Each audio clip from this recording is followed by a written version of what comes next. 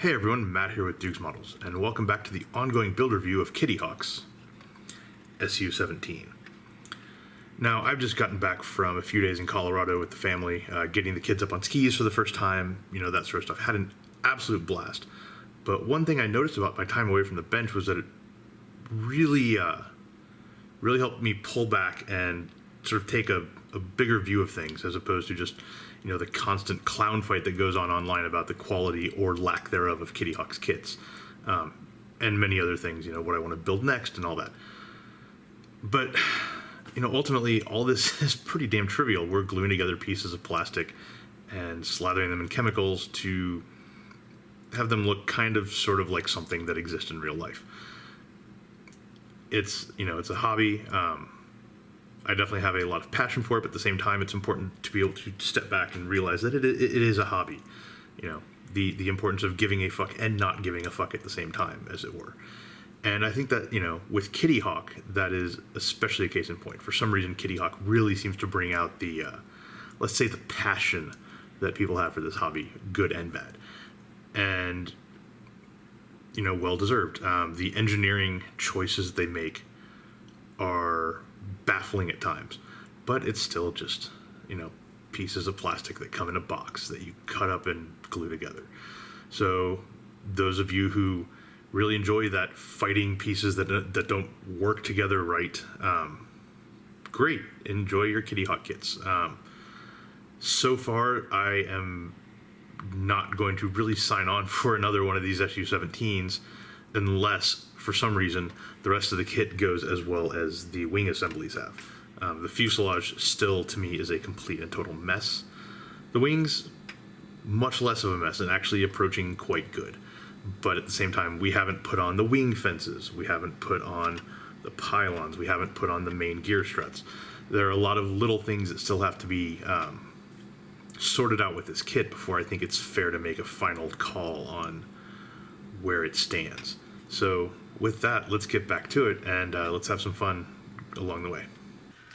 Okay, so when we last left off, the wings got installed, and that was actually a pretty fun process. The wings worked quite nicely, and they fit into the fuselage wonderfully. Now we get to install control surfaces, gear struts, which I might save for later, and wing fences. All of these have high potential to be complete fuck-ups or to work well. So let's get to it. Let's start with the wings. So we got here B18.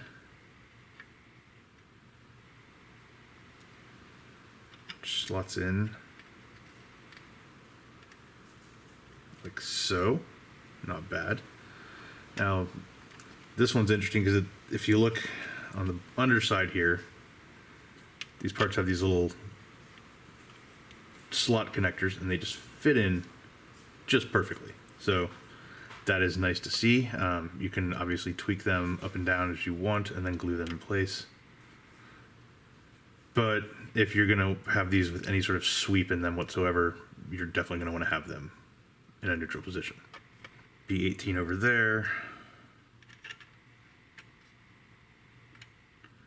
This one fits a lot sloppier than that one does. We will have to glue that, but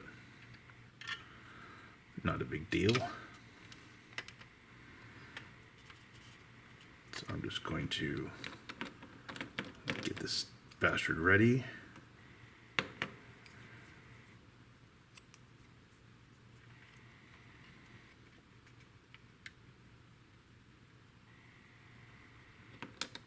I'm going to guess this is not going to need very much at all. Just a few little dollops here and there. Do everything that we need it to.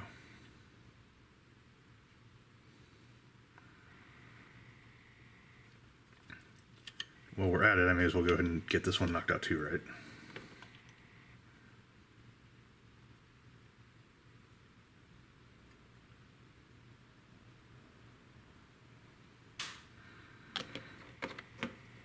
All right. So those are sorted. Shut up, compressor.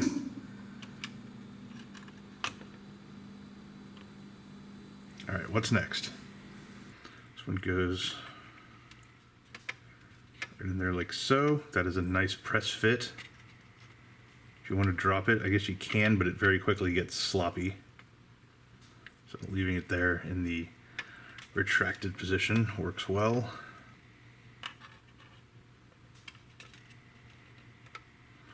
So that one also slots in very nicely.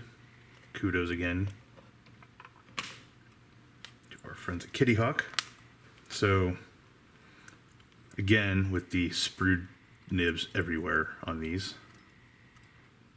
Thankfully, at least they're putting them on the faces that will mostly be hidden, right? All right, so let's see how this one fits in here.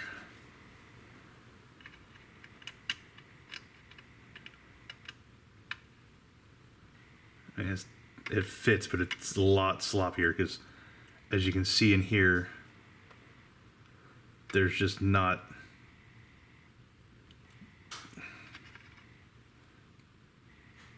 All right, so let's see how this one fits. I mean, it does fit, but it's very loosey-goosey. There's nothing really to hold it in place. So we're going to resort to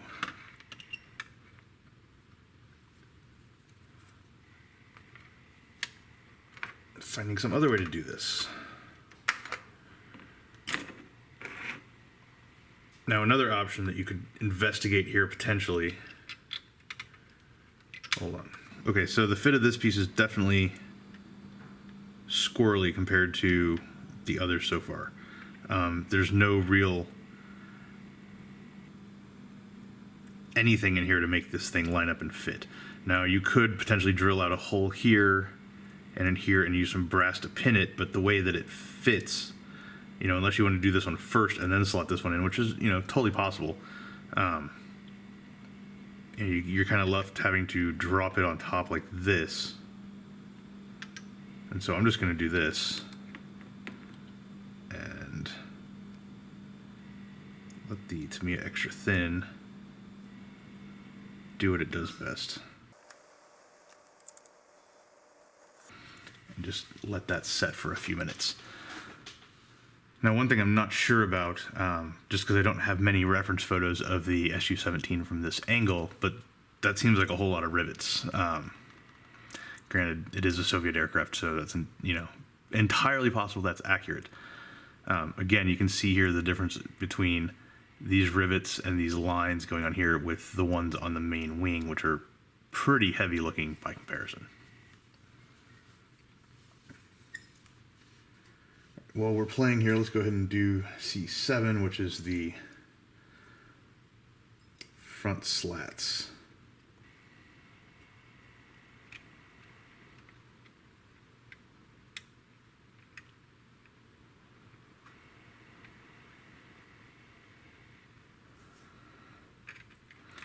Now, these are a bit of an interesting fit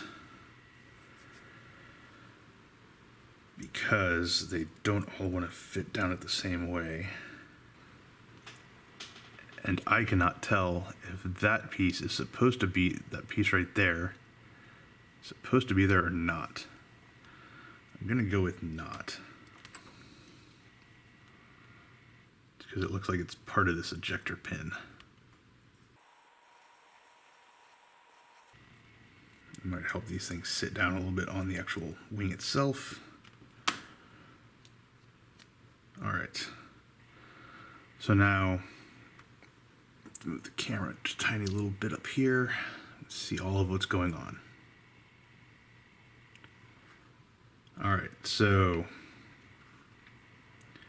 if you look here, the slots all fit in, but they don't want to sit all at the same time. So I would say the way to deal with this is to come in here and glue them incrementally.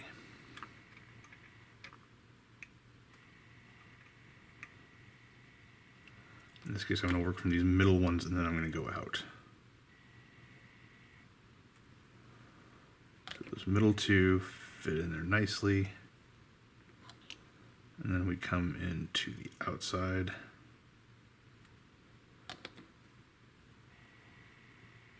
Just making sure everything is where it needs to be. Give it a second to set up.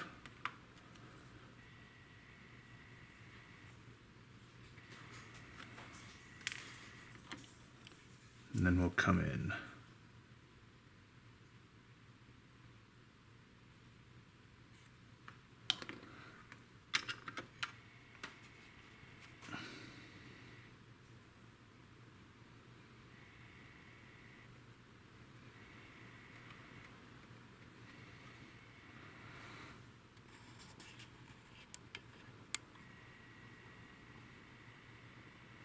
Now there doesn't appear necessarily to be a provision made for posing this closed. The instructions certainly don't give you any callouts for it, but I imagine if you were to cut off these mounting teeth, you could probably do it. The question is whether or not it would all line up. As you can see here, the outer part of the slat is flush, and up here it's really not at all. And as you bring everything in, it's not necessarily guaranteed that that's going to happen. So, fair warning on that. All right, now this part also has a clear piece associated with it, which is GP8.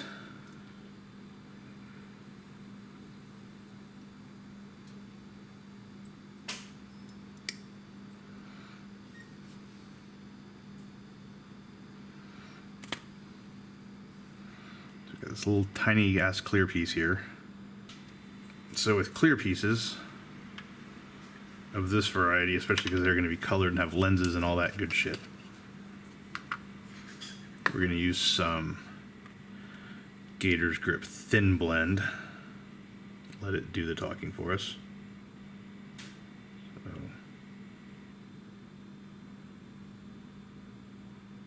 come in here.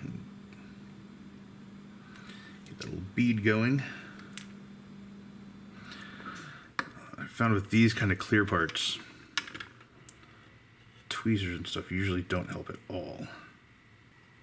So here's the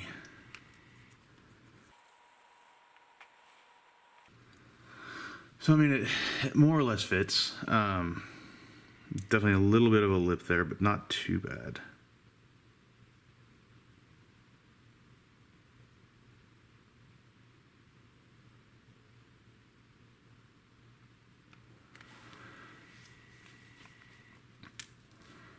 And that is that for that piece. All right. I'm going to flip over and do the other side, and then we'll flop it over to do the bottom.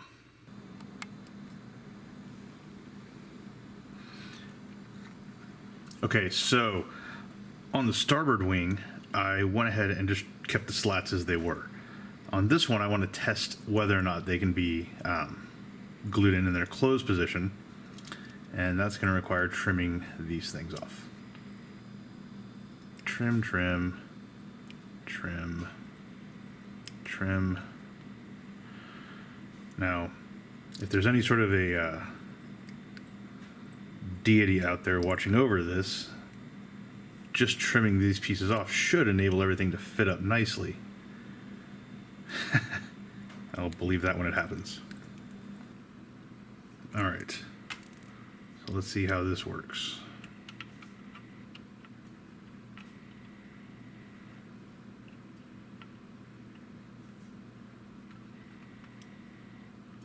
Maybe. So I do a little bit of trimming. One of the sprue gates wanted to stay a little bit proud here, so teach it some humility.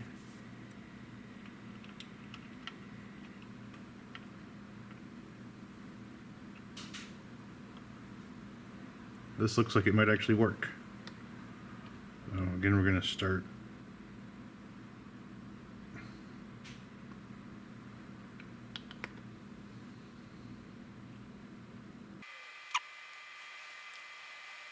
nothing like waiting for extra thin to set. This plastic doesn't seem to take to it as nicely as some others do.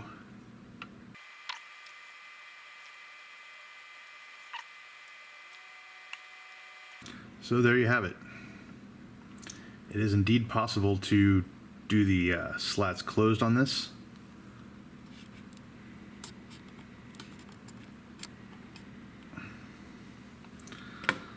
Let's see how it looks when we flip it over. So on the underside here, The slat definitely does sit a little bit proud of the underside of the wing, so if you're bound and determined to do it this way, just be prepared for that. I would still honestly recommend doing the slats opened, but if you want to do them closed, trimming those little pieces off will make it all go together quite well. Okay, so next up, we've got the wing fences and the gun access doors. So D23, C9, and C34. Let's start with D23. Little piece, nothing fancy. Trim up the sprue tabs.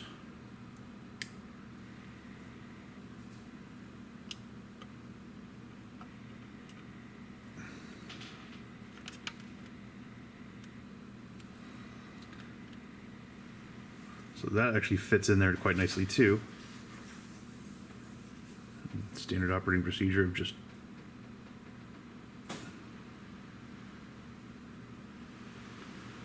a little bit of extra thin to help it do its thing. And then we've got the wing fences, which are very thin and floppy and have a lot of sprue nibs and sprue gates on them that we get to clean up.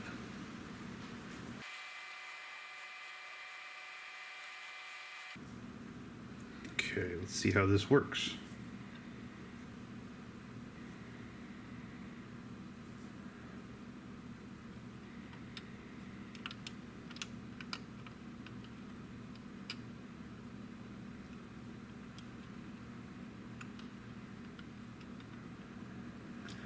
Somewhat frustratingly,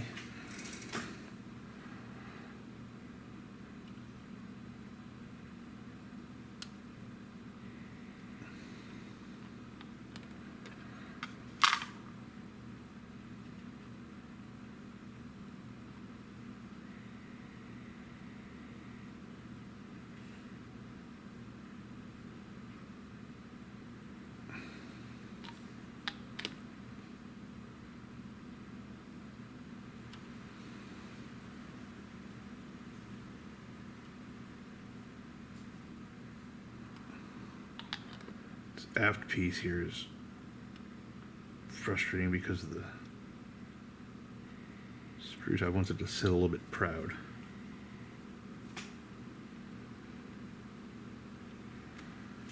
But it sits on there well enough, I guess.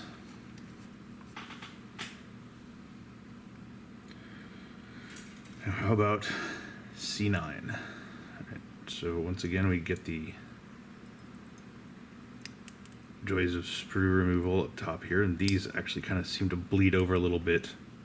Seem to bleed over a little bit widthwise onto the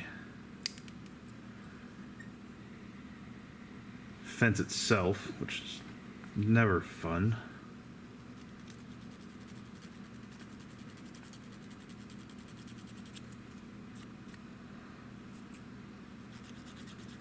I'm sanding at the angle here to hopefully get the worst of that to go fuck itself.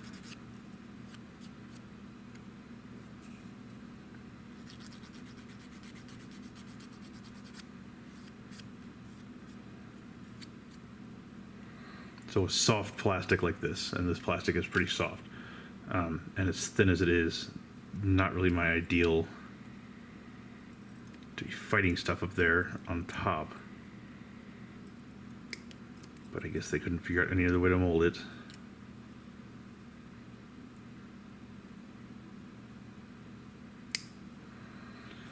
All right.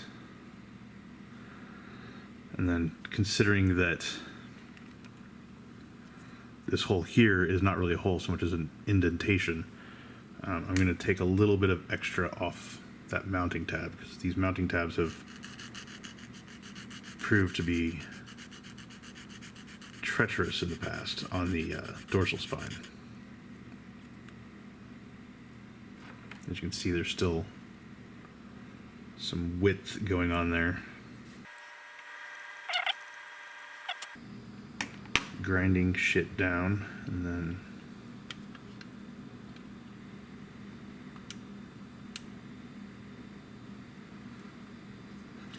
That actually sits quite nicely on there too, with the frustrating element being the still visible mounting tab.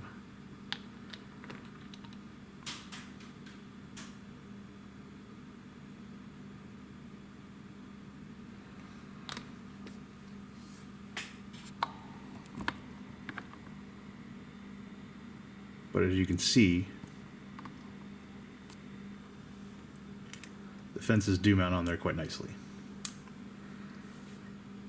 All right, once again, I'm going to rinse and repeat on the other side, and then we're going to swap it around and work on the bottom. Okay, so while the wing fence is set up, I'm going to go ahead and move on to working on the nose gear, because it's getting about that point where I need to put this thing on something that can support it rather than, putting it precariously on top of various bottles. Now, the nose wheel has the same sort of lip slash, too sharp of a contact patch compared to what it should be that the main wheels do. So, same solution here. Just nice sort of rounded sanding motion. Beat it into submission.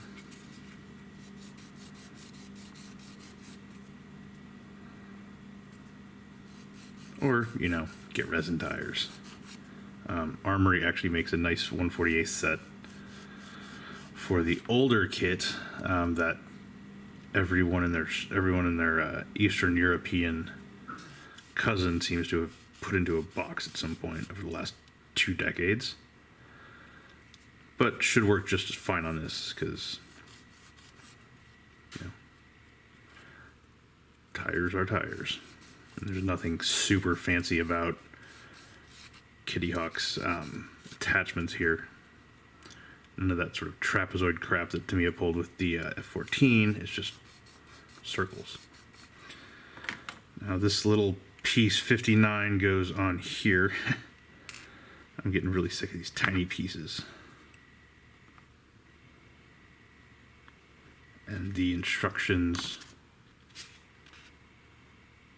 don't provide the best illustration of what's happening. I guess it's better than nothing, but it still kind of sucks. Yeah, we've got this little tiny ass piece, and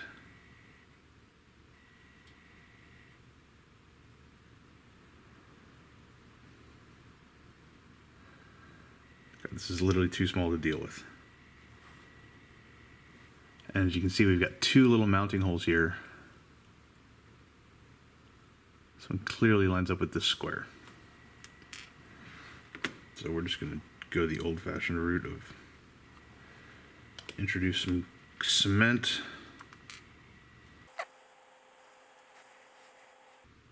Wouldn't you know it, the part is too wide to fit. There we go. Brute strength and weakening of solvent gets it in there. Right, now we need 2 more pieces here. This is the thing I hate about all of these damn things. All right. Okay, now the next part of the nose landing gear is something that pisses me off with a lot of different aircraft kits. And that is when you have this sort of forked arrangement with the landing gear and the wheel, where the wheel is trapped between these 2 arms, essentially. Move the tweezer so you can see. It's trapped between the 2 arms that mount to the main gear. Now, pretty much every single one I've ever come across will just have you assemble the damn thing and then figure out how to paint it later, which to me is annoying. I would much rather be able to paint the landing gear, then install the tire. And if I were building this thing for real, what I would do is I would come in here, slice off the axle piece here, drill it out on both sides, and then at the end of the build, come in with a piece of, brass rod or something like that, and run it right through there as an axle, punch out a few little discs or hexes or whatever that, whatever goes here, and just lay it on top. Nice and easy. But we're building this out of the box, and so I'm not going to do that. Instead, what I'm going to do is, first of all, swear at this thing like crazy, because these holes here, or these posts, are too big and beefy to really handle this. They don't sit quite right. This one sits better than the other side, but still poses its share of problems. So what I'm going to do, first of all, come in here and sand this guy down just a little bit. I suspect there's probably some multi happiness going on. And if you look really, really closely at this one, you can even see in here some top and bottom flash. It's no doubt interfering with how this stuff all fits together. Too hard to get in there with a sanding stick, so we're going to hit it very gently with the file, just to get these things knocked down to where they can actually be useful.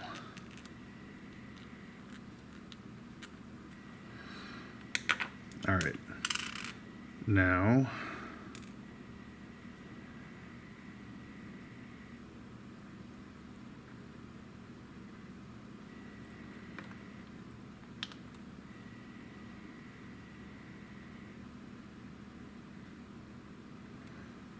glue that one in there like that.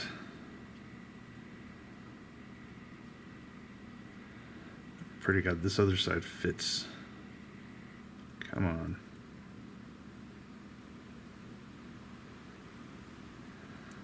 Now look at that.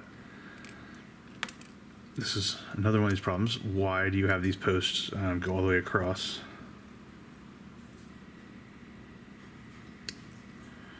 Seems kind of silly.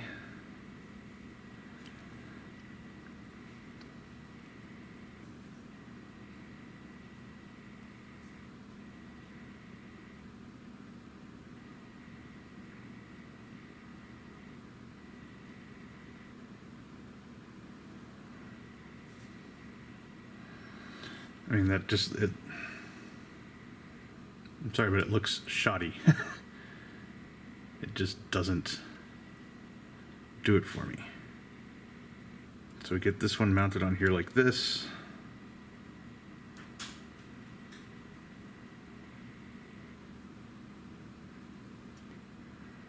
I mean, come on, like,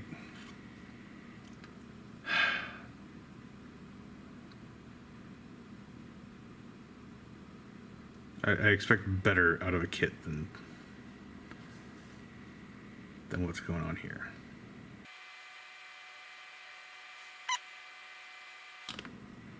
You know, it's centered.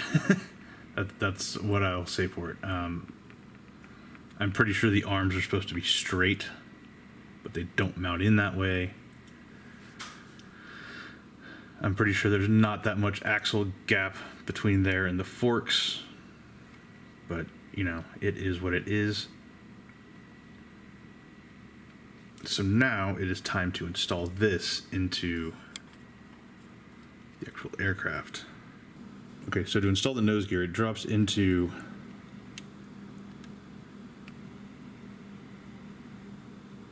come on. These little indents in the gear bays. So you got a piece in here that inadvertently got glued down. Of course it did.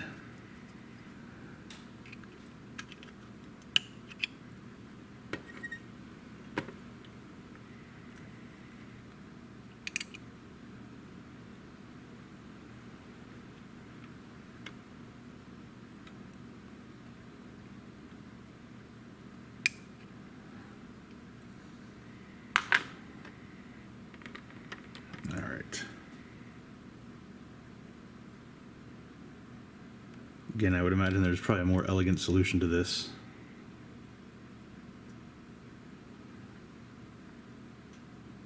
But Kitty Hawk doesn't exactly trade on elegance, do they?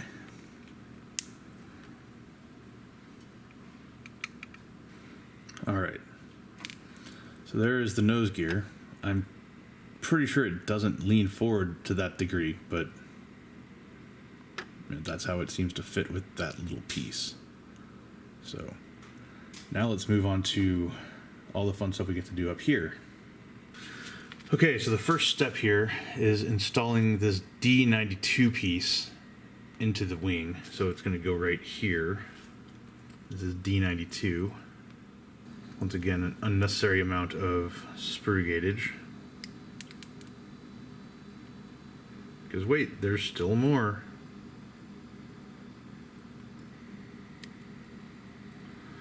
Okay, so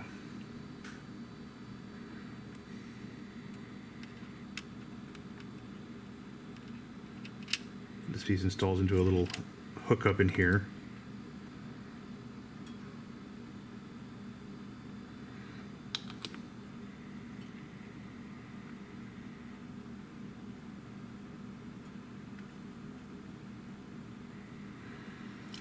Like that.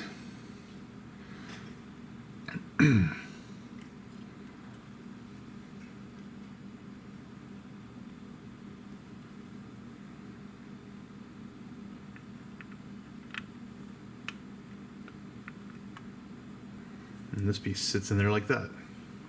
So this piece here, 108, which is wonderful flash up here, by the way.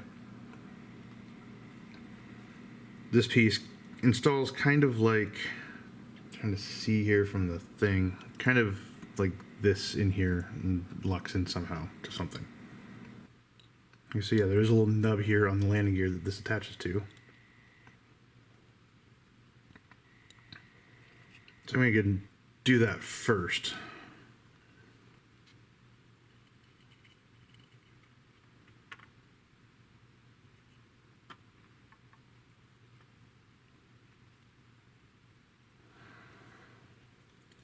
Then I need to turn this a little bit so I can see what the hell I'm doing.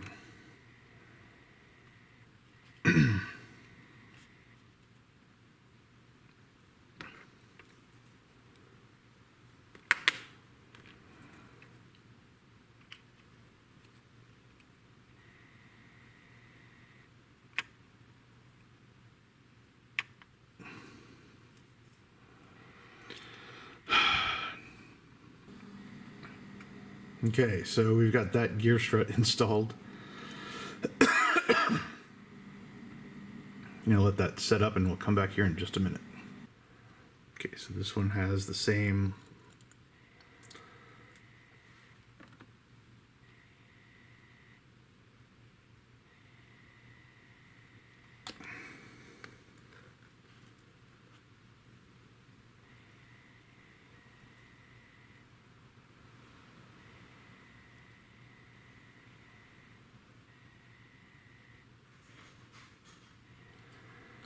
Oh, come on.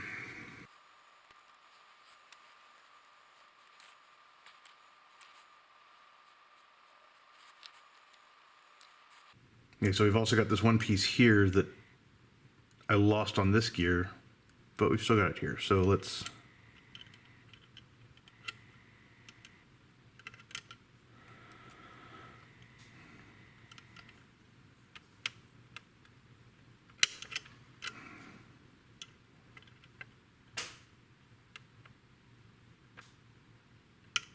I'm not willing to risk the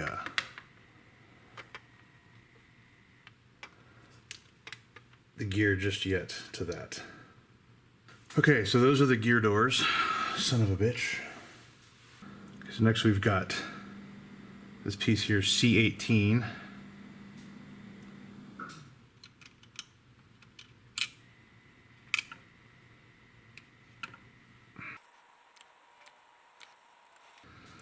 Now, the annoying thing about these parts is they've got, again, one of those sprue tabs that sits right on top of the lip. Thanks, assholes.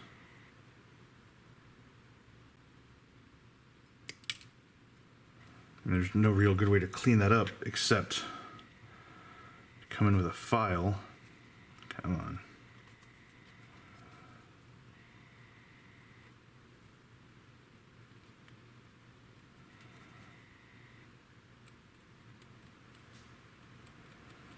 And literally gouge it out.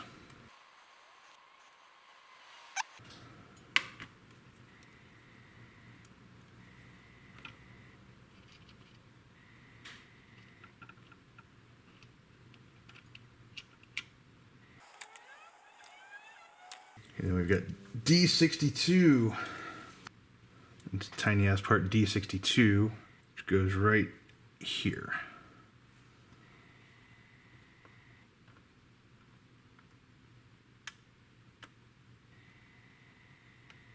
Of course it doesn't fit. Why would it fit?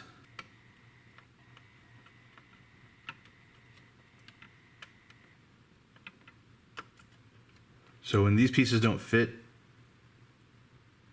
sometimes you can use the magic power of shut up compressor.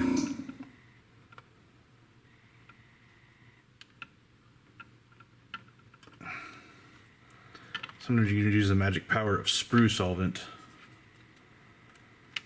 to basically force it in there. We'll see if we can make that happen this time.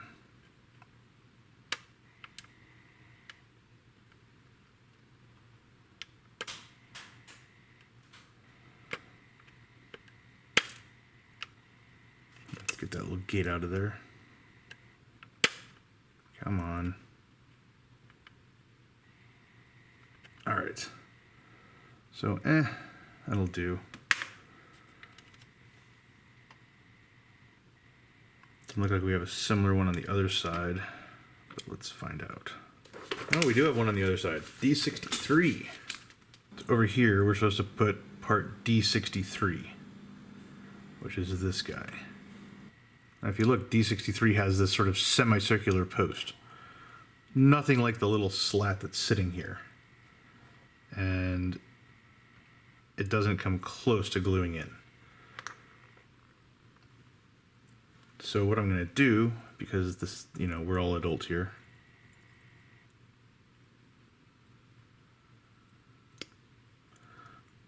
Voila. Remove the offending piece.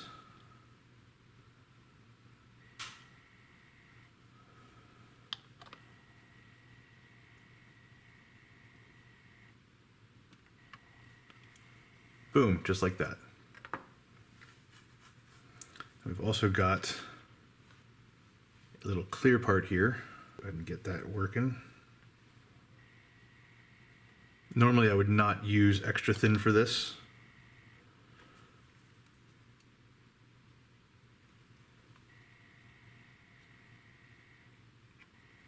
This is a part that I would stick with gator's grip or something, but the clear part fits nicely. And with that, I think we can say adieu to the main hassles of the landing gear. Okay, so the latest round of work saw a lot of attention on the control surfaces on the wings and on the landing gear. Now, with the control surfaces, I have to say they mounted up pretty nice.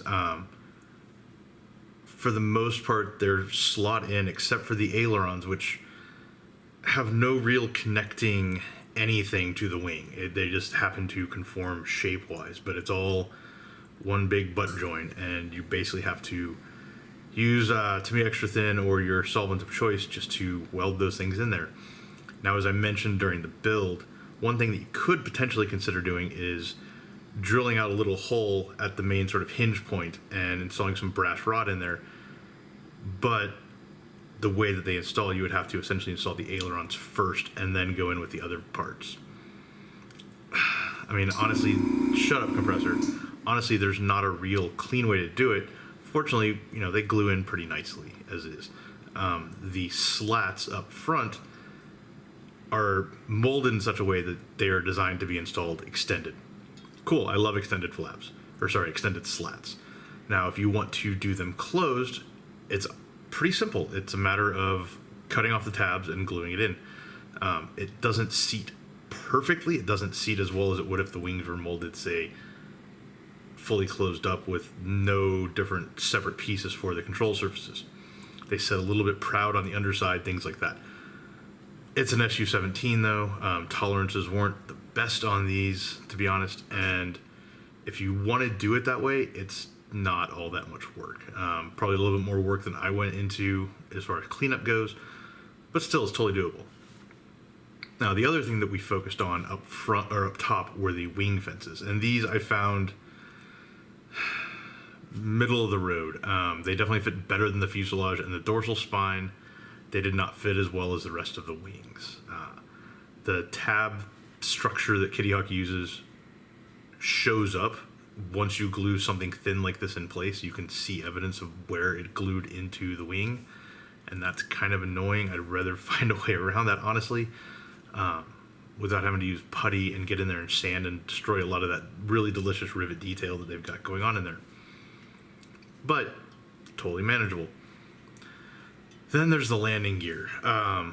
The front landing gear, in my opinion, is a travesty. The way that it is molded. I mean, anytime you have one of those double fork landing gears where you have the arms on either side of the wheel, manufacturers always seem to screw that up and force you to put the wheel in way early, and then it becomes a hassle when you're painting it or when you're trying to assemble it later and paint. And it's just, there are better ways to do it, and Kitty Hawk has obviously not chosen to go that way. There are also cleaner ways to mold that nose gear in such a way that the fit is more precise and you're not stuck up against all these stupid little situations with it. Kitty Hawk also did not do that. So the nose gear, I would say, is a straight up fail. It is gluable, but it's gluable in a way that makes it look like shit and does no favors to the overall aircraft itself. As I walked through during building, there are several ways that you could go about cleaning that up. The key one being removing the axle or the axle pieces from the arms, gluing the arms in place, getting them situated, squared away, all that, and then running a piece of rod through there to act as an axle, and then kind of capping it with some little discs or hexagons, whatever the appropriate shape is for the nose gear in question, to kind of act as end caps. So that's what I would recommend doing with building this kit. Still, it seems kind of a pain in the ass to have to go through that exercise. The nose gear and the main gear struts are kind of dicey to glue onto the aircraft in a properly aligned fashion. Again, I think I'm a bit spoiled coming off the Tamiya F-14, where everything literally locks in place and there is no other option for how it can go. If you get an F-14 Tomcat misaligned, congratulations, you've done your job. This one, there's a lot more floatiness to the attachment points. They're shallow, they're kind of vague, etc. But everything seemed to work out okay in the end. So, where am I at with the Su-17 at this point? I'm still in that sort of middle ground. I no longer hate it the way that I did when I was working on the fuselage. Honestly, a lot of the mistakes that were evident during the fuselage phase are not as evident in the wings. So I think that has a lot to do with it. The wings are just better engineered, straight up. Still, it's hard for me to get enthused about this kit. I mean, it's a pain in the ass, and it's engineered in a way that is not at all build friendly and is especially not paint friendly. It's nice to be able to leave off detail pieces until the end and then put them in a way that you're confident won't fuck up, won't ruin the paintwork you've done, won't ruin the detailing you've done, and will say, hold the plane on the ground in proper alignment. That's not happening with this kit. So, I won't say extraordinary measures, but above and beyond measures from what is in the kit will be required in order to make that sort of plug and play at the end possible, if it even is possible with something like the landing gear. So with that, I'm calling it a night, and I'll be back again in the next round to do whatever the hell comes next. Pylons, speed brakes, a lot of the little finishing-y bullshit that looks like is up next in the instructions. So we're getting there. We're almost through this slog of a build, and catch you next time.